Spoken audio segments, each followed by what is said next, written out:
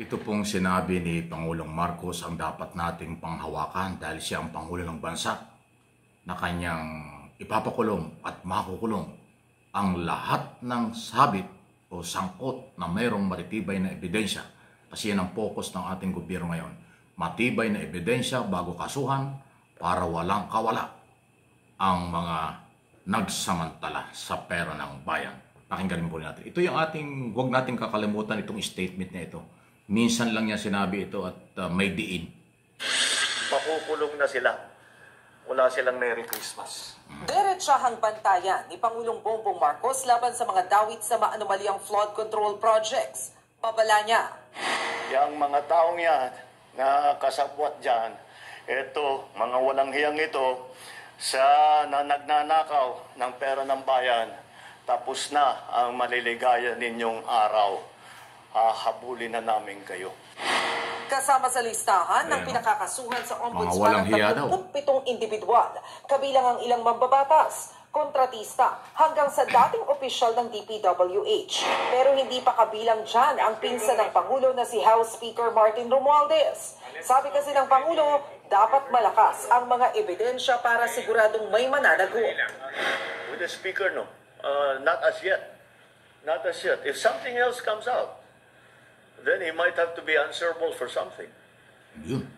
So, again, we don't file cases for optics. We file cases to put people in jail or to make people answer.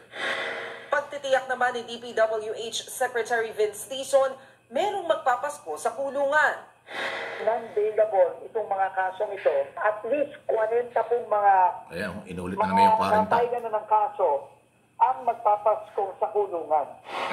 May banat naman si Vice President Sara Duterte sa mga dapat daw ikulong. Dapat isali si Bongbong Marcos kasi siya ang pumirma ng 2025 GAA. Pwede na niyang ikulong ang sarili niya. Aminin na niya na talaga, meron siyang pagkukulang. At hindi lang maliit na pagkukulang, malaking pagkukulang. Meron siyang malaking pagkukulang sa kanyang trabaho. Sang-ayon din. Ayan ang mga pinagsasabi ni Sara Duterte, meron daw pagkukulang at ipakulong daw kanyang sarili. Akala mo naman itong si Sara Duterte, napakalinis niya. Akala niya napakalinis ng mga Duterte. Hindi mo nga may paliwanag until now ang confidential at intelligence pa ng iyong opisina eh. Tapos ngayon gusto mo ang Pangulong makulong? O pag nakulong ang Pangulo, dahil ikaw ang papalit. Alam mo, Sara Duterte, pasintabi na. Dapat hindi ka nga masyado nagsasalita dito sa isyong ito. Dahil anuman ang mangyari sa ilalim ng saligang batas, kung sakali na ang Pangulo ay umalis, mag-resign o matanggal, ikaw yung papalit. Magiging pangsarili naman, interes yung inyong galaw. Although yun naman ay lutang na lutang sa iyo. Kung manahimik ka, at pagdating ng araw ay ikaw ang maging Pangulo, gawin mo, saka mo gawin ang trabaho mo. Pero ngayon na parang atat na atat kang ikaw ang nagsasabi pang ipakulong ang sarili, ipakulong ni Marcos ang kanyang sarili. Anong ibig sabihin nun? Personal interest. Pag nakulong ang Pangulo, ikaw ang papalit. Ganun ba yun? Yun ang gusto niyong palabasin. Hindi naman tanga ang mga Pilipino. Ang Pangulo, walang Pangulo na hindi pipirma ng budget. Kasi pag ang budget ay hindi pinirmahan ng Pangulo, ibig sabihin niya, sinabotahin niya ang gobyerno. Kasi babagsak ang ekonomiya. Babagsak ang gobyerno kung walang budget. Kaya nga pinirmahan, lahat ng Pangulo, kahit si Digong Duterte, ay pumipirma ng budget kahit may problema. Kasi hindi pwedeng walang budget pagpasok ng bagong taon.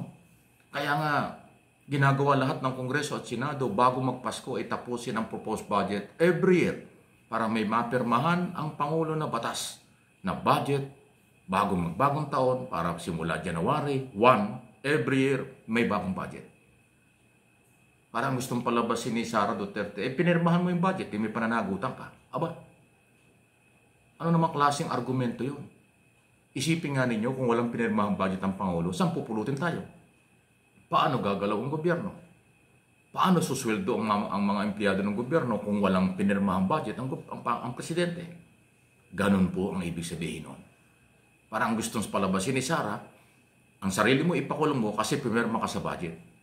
Ganong kababaw ang kaalaman nila. Again, hindi po ang mga Pilipino. Sinasamantala lang ninyo ang isyong ito at pinipilit niyong panagutin ang Pangulo sa inyong sapantaha, sa inyong mababaw na argumento. Kung gusto niyong panagutin si Pangulong Marcos ang tamang proseso, mag-file kayong ng impeachment. Kasi ang Pangulo impeachable official katulad mo, Sara Duterte. Ang Pangulo ay hindi pwedeng kasuhan kahit sa ang korte. Okay? Ang Vice President pwedeng kasuhan sa ilalim ng salikang batas. So kung meron kayong totoong ebidensya na may problema ang Pangulo, mag-file kayo ng impeachment, then impeachment ang ating aabangan. Yan ang rule of law. Yan ang proseso.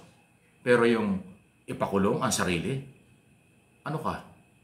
Salitang kanto yan. Hindi yan dapat sinasabi ng pangalawang Pangulong pinakamataas na opisyal ng gobyerno. Paano magpapakulong ang Pangulo kung wala namang ebidensya? Paano magpapakulong ang Pangulo kung wala namang kaso? Ang isang presidente, yan ay pwedeng mag-resign kung gusto niya. Kung hindi na niya kaya, kung halimbawa may sakit o kung ano man ang problema. At kung hindi siya magre-resign, impeachment lang po ang pwede niyong gawin. Yan ang proseso. Hindi pwedeng kasuhan ang nakaupong presidente sa kahit anong korte. Dapat alam mo yun dahil abogado ka, Sara. Saka ka mag-file ng kaso laban kay Bongbong Marcos, kay Pangulong Marcos after ng kanyang term sa 2028. Sa korte mo dalhin. Pero sa ngayon, ang tamang proseso, paulit-ulit ko sinasabi, impeachment sa Kongreso. Huwag niyong shortcutin. Mahilig kasi kayo sa shortcut eh. Sumasakay kayo sa init ng isyu ng korupsyon, pero nagmamadali kayong agad-agad ay magpakulong, ay wala namang pagpapatunay. Rule of law ang pinapairal. Alam ito ng lahat ng abogado. Si Sara lang yata hindi nakakaalam kasi nagmamadali. Gusto niyang pumalit. Kung sinasabi niyong korap ang gobyernong ito, tapos ang ipapalit natin ay korap din, saan pupulutin ang Pilipinas?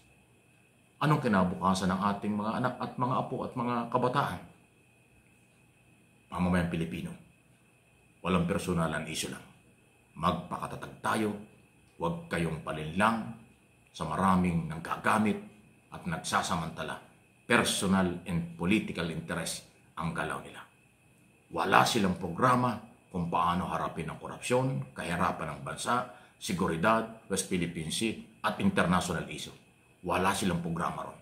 Ang programa nila ngayon sa kanilang mga rally na ginagawa at mga gagawin pa, pumalit lang.